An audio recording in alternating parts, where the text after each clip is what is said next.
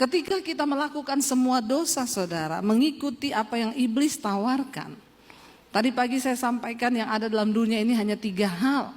Keinginan daging, keinginan mata, dan keangkuhan hidup.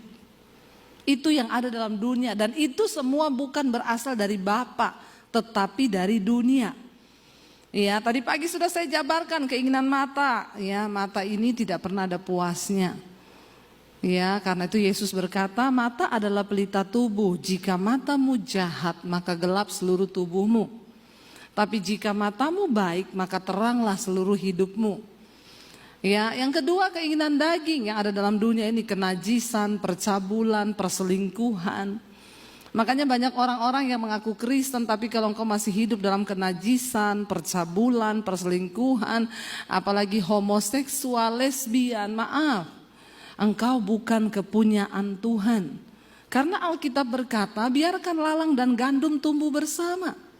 Iblis bilang gak apa-apa gereja jadi besar, biarin aja. Pada waktu kedatangan Tuhan, barulah itu adalah hari penampian. Akan dibuktikan di sana mana yang ilalang, mana yang gandum. Tuhan bilang biarkan aja dulu tumbuh bersama. Ya, karena pada hari penampian nanti akan dibuktikan. Makanya Yesus berkata, bukan setiap orang yang berseru kepadaku Tuhan, Tuhan yang akan masuk dalam kerajaan Allah, tapi mereka yang melakukan kehendak Bapa. Yesus bilang, pada akhir zaman nanti aku baru akan berterus terang kepadamu bahwa aku tidak mengenal engkau. Daripada nanti Yesus baru berterus terang, lebih baik sekarang kita bertobat. Sungguh-sungguh ikut Tuhan. Akhirnya saudara, karena saya terpuruk dalam dosa, singkat cerita iblis ngomong hidupmu sudah hancur, kamu sudah rusak, masa depanmu juga rusak. Buat apa kamu hidup? Mending bunuh diri. Dan saat itu tidak ada pikiran lain dalam benak saya, cuma pengen mati. Karena saya tidak menemukan apapun di hidup ini saudara. Setan datang menuduh saya, hidupmu hancur. Untuk apa kamu hidup? Mati saja. Dan saya mulai mencari siapa Tuhan itu. Saya mulai bertanya, Tuhan, untuk apa engkau ciptakan aku di dunia ini? Kurang kerjaan banget kau Tuhan. Kenapa engkau ciptakan aku untuk berdosa? Kalau hari ini saya mati bunuh diri, saya tahu saya masuk neraka, terus Tuhan puas. Buat apa engkau ciptakan saya?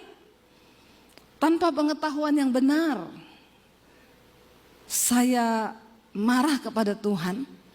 Dan di luar sana saudara, ada begitu banyak orang yang sedang punya pertanyaan yang sama. Dan tugas kita lah untuk membawa mereka ke jalan yang benar. Tapi bagaimana mungkin Alkitab bilang engkau saja kalau ditinjau dari segi usia, harusnya kita ini semua sudah jadi pengajar. Tapi yang terjadi adalah apa saudara? Orang Kristen sekarang datang duduk pulang di gereja, tapi engkau tidak mampu menjadi pengajar.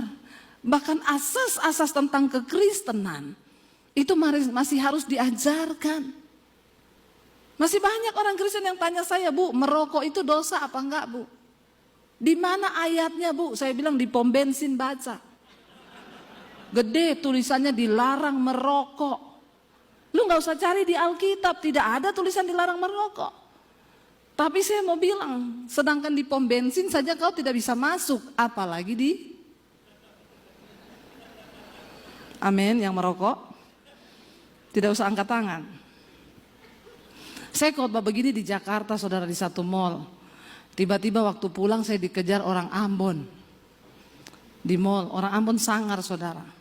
Seng makan mati, makan seng juga mati. Dia kejar saya, dia bilang, Ibu pendeta. Saya bilang, kenapa ya Pak? Saya tadi ikut ibadah yang Ibu bawa firman tadi. Saya itu paling tidak suka kalau ada pendeta khotbah-khotbah soal rokok. Emangnya saya beli itu rokok pakai uangnya pendeta? Terus saya bilang, Bapak ini masalahnya apa ya? Tapi tadi itu Ibu bilang, sedangkan di pom bensin saja saya tidak bisa masuk, apalagi di sorga. Saya pikir-pikir itu Ibu betul juga itu. Ternyata seringkali kita nggak usah khotbah tinggi-tinggi bahasanya Pak. Ya karena jemaat itu lebih ngerti bahasa yang sehari-hari saja. Terus dia bilang, ibu saya tadi dengar khotbah ibu itu saya berniat mau berhenti merokok ibu. Tapi sudah lama ini memang saya tidak bisa berhenti ibu. Karena aduh bagaimana ya ibu ya. Ibu kasih saya tips ibu. Atau ibu tumpang tangan ke saya ibu supaya saya berhenti merokok. Saya bilang, Pak, itu adalah niat dari dalam diri. Biar saya tumpang kaki Bapak. Kalau memang Bapak tidak niat bertobat tidak bisa Pak. Terus bagaimana tipsnya ibu? Nanti kalau Bapak berhenti 1-2 hari itu kan iblis bujuk lagi tuh. Nanti iblis Bapak lihat rokok kepengen ambil. Gak apa-apa ambil aja Pak. Ambil ya Ibu Debbie. Iya terus hidupin aja. Hidupin ya Ibu. Terus Bapak taruh di mulut tapi diputer. Apinya taruh di bibir. Bapak lakukan itu sehari 3 kali. Saya yakin Bapak berhenti merokok. Kenapa? Bibirmu melepuh. Tapi lebih baik begitu kan kena api rokok daripada kena api neraka. Kan Tuhan bilang kalau tanganmu membuat engkau berdosa, potong tanganmu. Lebih baik engkau masuk surga tanpa tangan daripada engkau utuh tapi masuk ke dalam neraka.